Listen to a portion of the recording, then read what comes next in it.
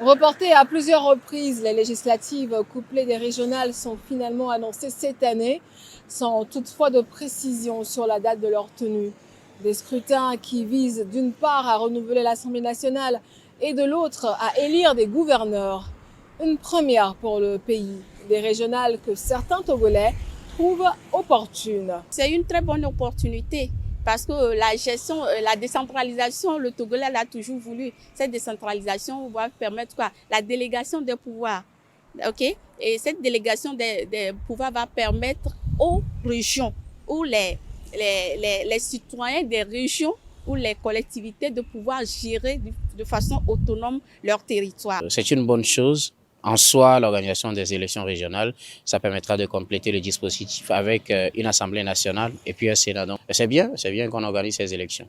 Pour le politologue Khaled Adeyemi, ces élections, notamment les régionales, constituent une avancée dans le mode de gouvernance du Togo et permettront de mener des actions publiques beaucoup plus rigoureuses et plus adaptées.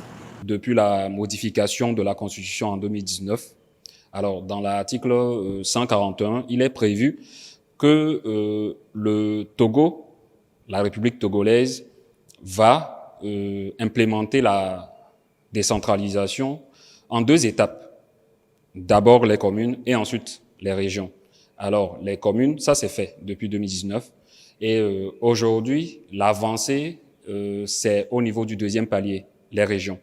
Et je pense qu'en cela, c'est une avancée majeure au Togo, puisque ça changera le mode de gouvernance, qu'on le veuille ou non.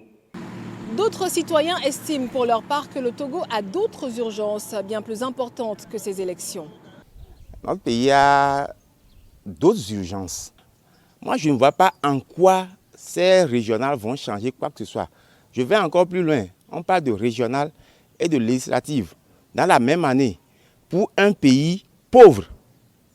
Après, c'est pour s'entendre dire que c'est sur fonds propres. Ces fonds propres-là ne peuvent-ils pas être affectés à des urgences sociales? Des avis partagés, mais qui n'entravent en rien les préparatifs de ces prochaines élections, puisqu'au moins une date est déjà annoncée par le gouvernement togolais, celle du recensement qui se fera par biométrie et qui devrait se dérouler du 29 avril au 3 mai prochain. Amena Signon pour VOA Afrique, Lomé.